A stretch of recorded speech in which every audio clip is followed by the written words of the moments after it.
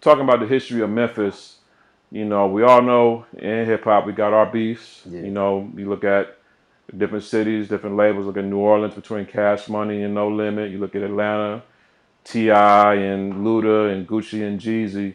What are some of the more memorable beefs between different cliques or different sides of town in Memphis that you remember growing up past the present? I don't even think it was necessarily. See, back then it was North versus South. Like you from North Memphis or you from South Memphis, Right. and you had the most memorable one for me was 3-6 and Gotti. So I remember they everybody want to be the top. Everybody want to be the best in their city. You know what I'm saying? At that point, Gotti was coming up. Right. You know what I'm saying? So I don't know how that beef started. we really just saw the music to come after it. You know what I'm saying? Talking about you the King of Memphis. You ain't the King of Memphis. So that's King of Memphis is always a thing. It's a hot topic. Because you want to be the best. You want to and that's just the competitive nature of the sport in general. So now you fast forward, you got Dolph and Gotti. You know what I'm saying? So everybody, and once Gotti leave, and once niggas leave, it's gonna be another nigga who gonna say he want to be the king. You know what I'm saying? It's just the competitive nature of us as black people, right? Right. For whatever reason, in the hip hop community, that's just the way it is. It's out, you the best, and we want to see you freestyle. You know what I'm saying? So I think that's really what it is. I just think Memphis niggas is gonna take it serious. You know what I'm saying? If you say I'm this, you say I'm that, you gotta prove it to me. You can't this ain't just words. That's true. Everything you say, you gotta stand on. That's true. You see what I'm saying? Right. So if you say I'm a hoe ass, bitch ass nigga, when I see you, you gotta treat me accordingly. Right. You know what I'm saying? Or now if it's never just been at the music for no Memphis. You see what I'm saying? Like it's never just been bar for bar type of shit. You know what I'm saying? New York's like this is intentional. This is I'm finna be very direct. Right, you know right, what I'm saying? right. Whether it's true or false. Now when you see that nigga, you gotta prove it. On site. You see what I'm saying? So that's the difference in Memphis. I seen Atlanta niggas beefing, them niggas in the same room. I'm telling niggas there ain't no way possible. Ain't no way possible you gonna have two niggas that's beefing in the same room. Right. That's not gonna happen. In Memphis then and now, it's not gonna happen. You beefing with the nigga he in the room, come on, bro. That ain't finna. I don't care what we at the arena we at. That ain't finna happen. So let me ask you this, for those that don't know your history, of course you worked with Blac Youngsta Yep. and, definitely was on the road with him. Still on the road with Blac or Nah. not on the road with Blac anymore? But how long were you on the road with Blac? We had a good run. I was on the road with Youngsta, damn, like when he basically started with CMG. What year is this? That was about, man, my time.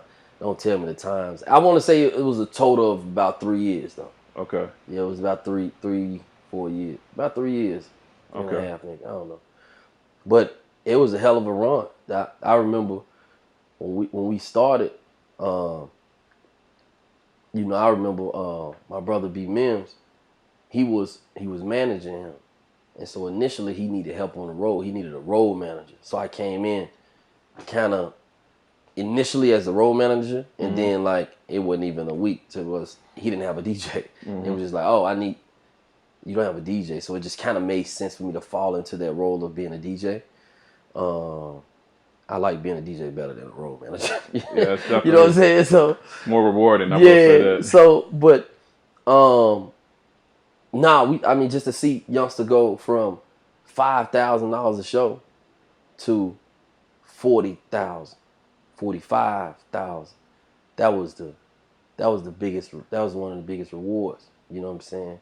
And just for us to be in certain spaces, MTV and me knowing Youngsta background. Youngsta from South Memphis. Okay. And see, I'm from North Memphis. So we never really, I didn't know Youngsta. Youngsta younger than me anyway.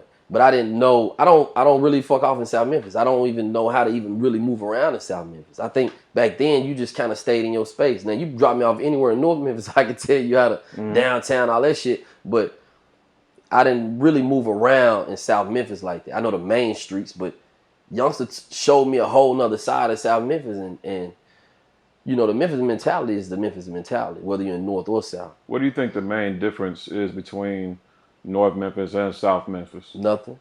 It's And just that's why I said the Memphis mentality, whether you from North Memphis, South Memphis, is you know when a nigga trying to run game. okay. You know, you can peep that shit from a mile away.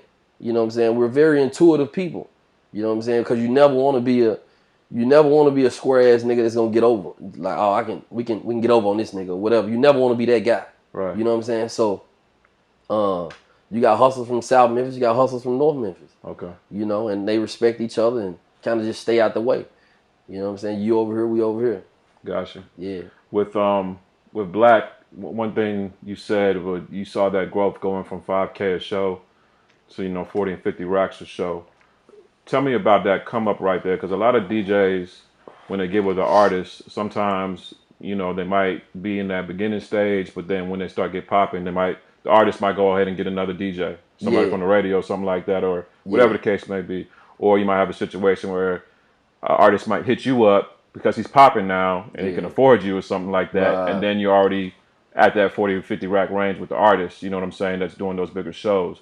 But you were there from, the infancy to when he's, started to really come out here in the game. Like, talk about, like, doing those little, hole-in-the-wall clubs, going in and doing the birthday bash and the big stages and stuff like that. How was that transition right there?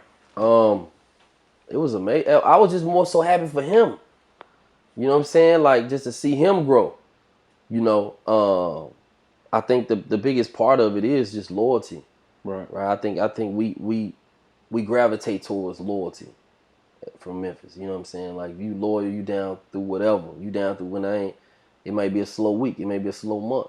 You down. Every time I call, you gonna pick up. You gonna do this. You know what I'm saying? You gonna go the extra mile. You gonna do more than the DJ. You know what I'm saying? Like, I've done more than be a DJ. Right. I know niggas that just, it's really a business for them. They have no relationship with the artist. So it's like, and I can respect that too. Like, keep in mind, I can totally respect, because once you cross that, once it's more than that, some feelings and certain things may get involved. Whereas just strictly business, I'm do my job and go home. Right. I know I did my job tonight. Mm-hmm. You know what I'm saying? To the highest level. Mm-hmm. So it's different. But to go back to your question, I think the main reason I stayed is just loyalty. It's just, I felt good. I felt like he had a lot of potential. I knew he was an entertainer. And just seeing Youngsta record is unlike anything else. Like, Youngsta, one thing I admire about the nigga, he gonna try some shit. In the studio, this nigga gonna try some, he gonna try some shit. Like, he not, now sometimes you gotta reel him back in, like, yo, that ain't too hot. But he listen. So he'll come back and be like, oh, that's that, and that'll be that. You know what I'm saying? Yeah, it just kind of just guiding him, But I think right now he in a great space.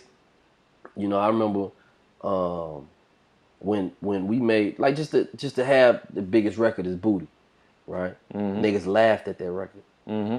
I ain't gonna say no names, but some big niggas laughed at it. And I told him, I said, bro, listen, this is gonna be the biggest record of your life.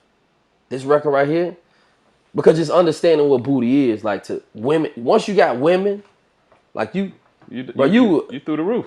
You done. They in the Instagram playing your song. They requesting it at the club. Yeah. The strippers is requesting it during their set. Yeah. They riding in the car, there's a radio listening to it. I remember the first time I heard that song, I was actually at Stankonia, and a girl was playing it. Yeah. I was like, who that? Yeah. You know this? New Blac Youngsta song. I said, shit, let me go and write that down and make sure I had it for the club that weekend. No, absolutely. Absolutely. And those one of them records that you still got to play. Still got to, you know what I'm saying? Like, women still gon', I think I remember seeing, like, one of the Kardashians playing it. And that was a moment for me. I'm like, what the like, this is crazy. They gonna wiggle to think niggas almost bypassed it.